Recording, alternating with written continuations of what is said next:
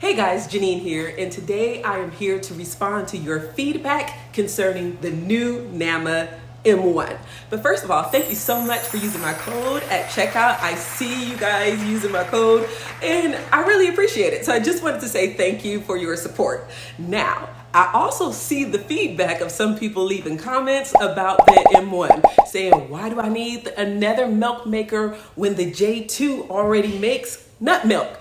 Or why didn't they put an attachment onto the Nama J2? Why isn't there a bundle where I can just buy pieces to make my milk maker for the J2 work even better? I'm paraphrasing, but I see the feedback and I am here to answer it all. Let's get into this video. Okay, so we have the whole family here. We have the Nama J2, which is king. We got its little sister, the J3. We got the Nama C2, which is the blender. And then we have the newest nut milk maker, which is the Nama M1. Okay, so now that we've introduced everybody, let's get into this video. Okay guys, so the first question, why couldn't Nama take the attachment of the M1 and just put it on the J2? That's an excellent question. So the reason why is because the base are different. The base are very different.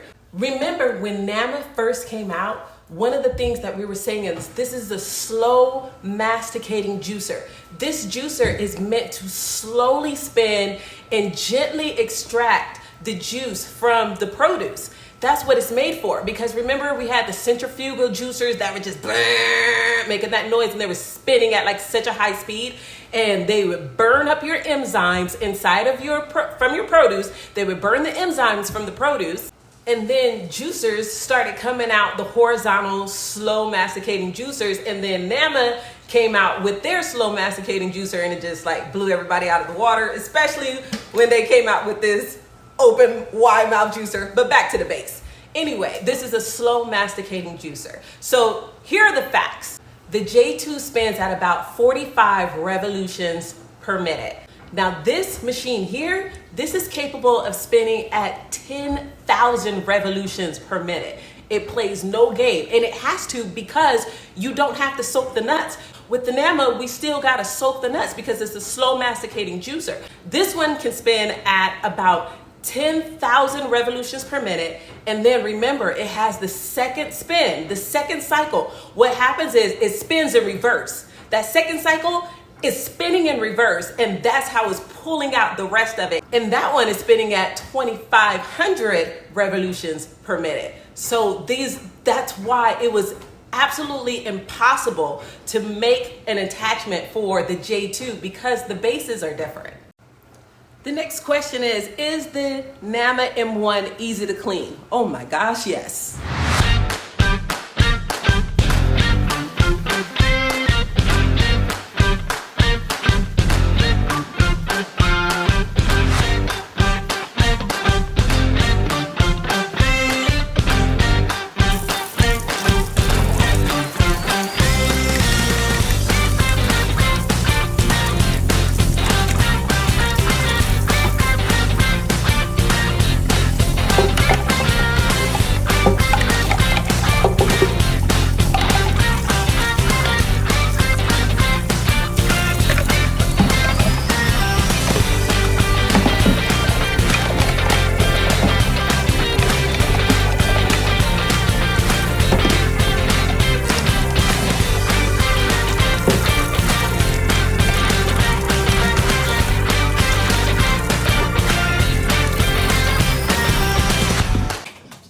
So the question about soy has been coming up. Let me pull you into the camera view. Okay, the question about soy has been coming up.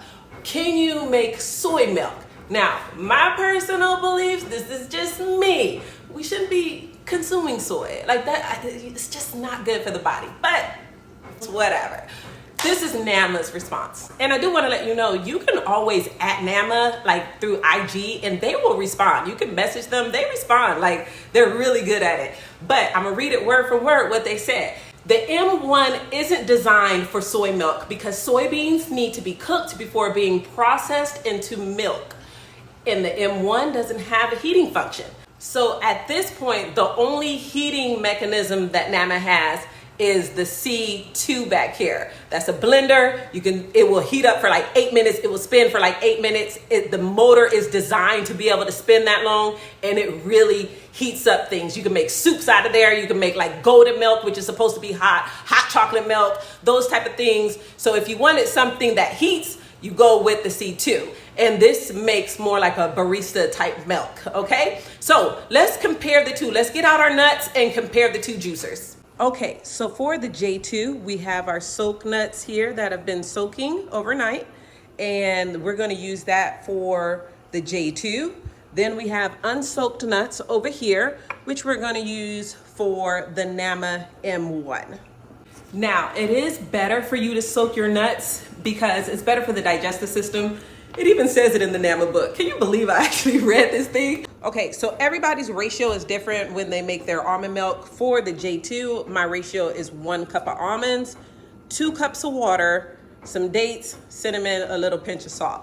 Now, you can go with 1 cup of almonds, you got your dates, I put the salt in here, and we're gonna use 4 cups of water because you can make this milk a lot creamier with only 3 cups. But if we're gonna do a fair comparison, we're not gonna use 3 cups for the creamier. We're just gonna use 4 cups to make it like just a normal milk. So we have 2 normal milks, and let's take a look at the 2. So step 1, we're gonna turn the machine on. It says hello to you. The thing talks to you, okay? Now it's saying close the lid. It's telling you like, yo, put the lid on, start me, okay? But we gotta fill it up first. So say like, go ahead and fill it up. I'm gonna turn on the J2. I know you heard it. So a slow masticating juicer, a slow process versus the M1, which is designed to pulverize these nuts, okay? Let's go.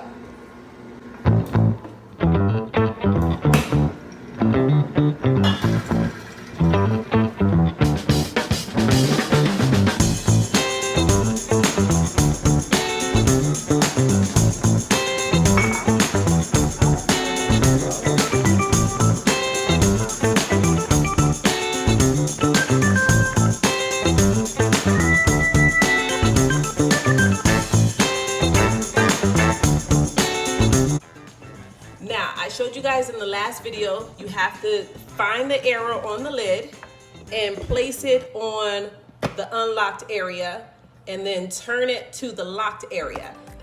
Then the machine resets itself to say 1 minute. It's no longer saying close the lid. But that is the way you close this lid, because you cannot, if you're trying to put this thing on and you're trying to like, why won't it close? Why isn't it working? Like, you have to line it up. Unlocked first. This is the only place you can put it. Unlocked. Turn it over to close.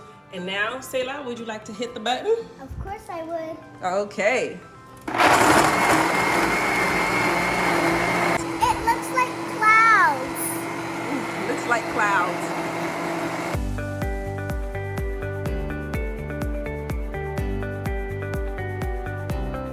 Open the sprout and let it work the second part.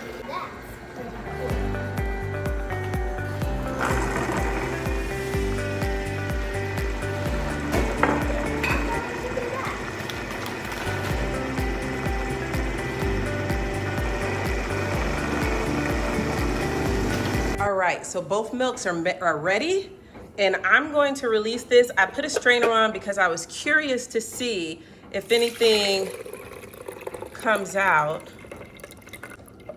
A little bit of grit on here, just a little bit, not much, not much. Look at this milk. Whoo! I wasn't expecting the foam with 4 cups of water, because they said if you use 4 cups of water, then it's not as creamy as 3, but this is beautiful. This is beautiful. So here we are, the Nama J2. I just love it. I love the Nama J2. You have, with just 2 cups of water and 1 cup of almonds, it's really good. The M1, cheers, salud.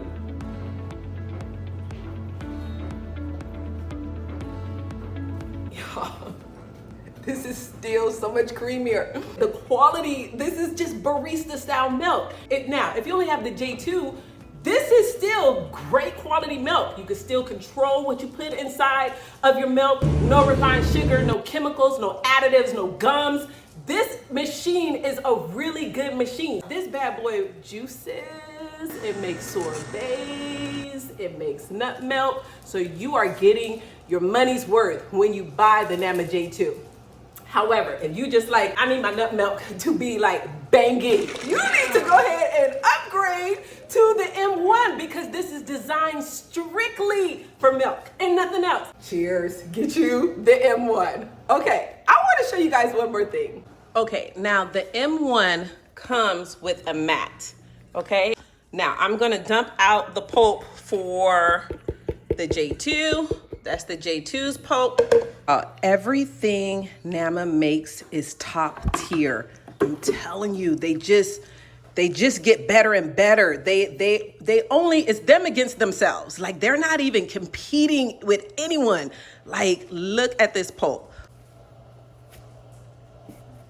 And this is the M1's pulp. There we go. Okay, and so you have this pulp here.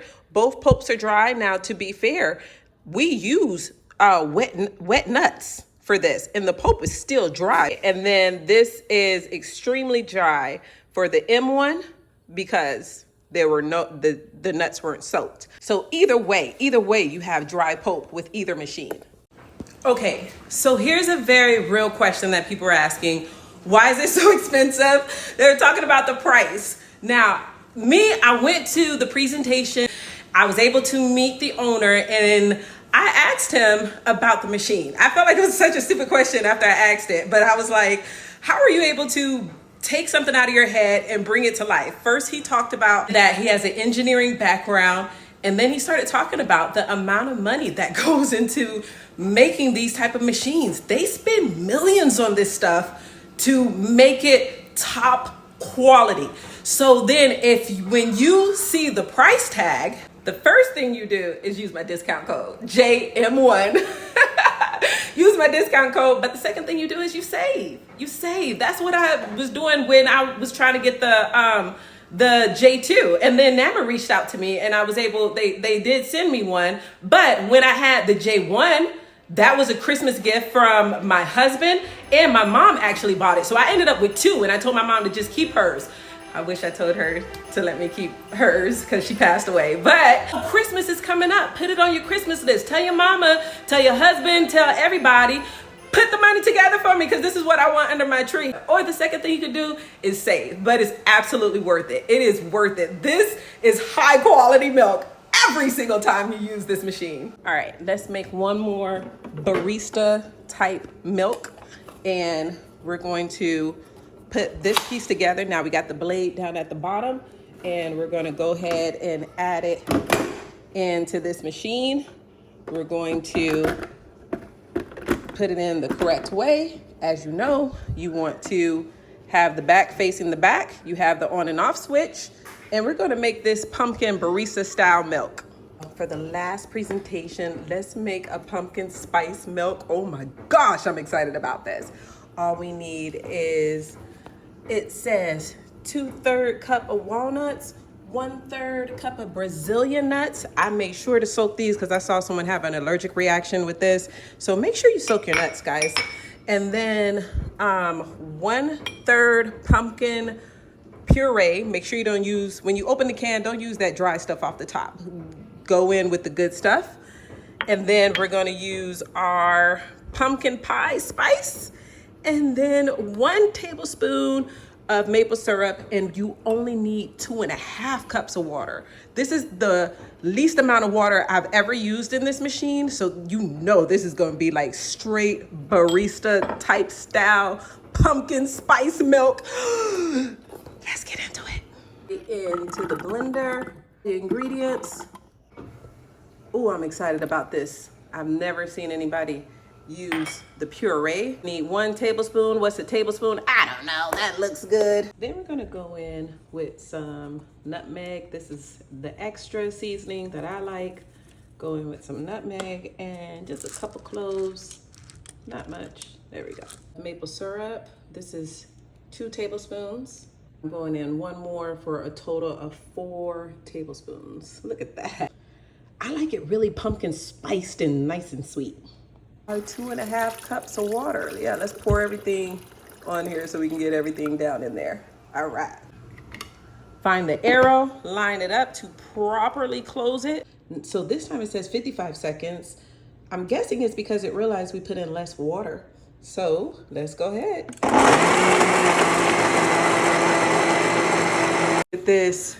Y'all not ready for this? Oh my gosh. Oh my gosh. Okay, it says open spout. There it is. And there is the reverse spin. That's the reverse spin cycle, getting all the milk out. This thing comes out super dry, getting out everything. You still got another 22 seconds and it's already looks dry to me. That's how it gets everything out. It's still coming out slowly right here.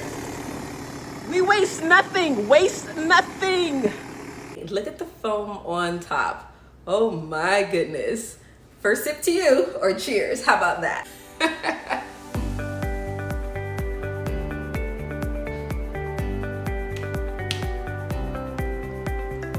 This is how I like it. This is just how I like it. It has a spice to it, a pumpkin, real pumpkin spice to it. That is the key to make it just how you like it, but the texture will all be the same. No matter what little extras you put in there, it's still gonna come out like barista style milk. Y'all, thank you for rocking with me. I hope I answered some of your questions. I'll see you in the next video.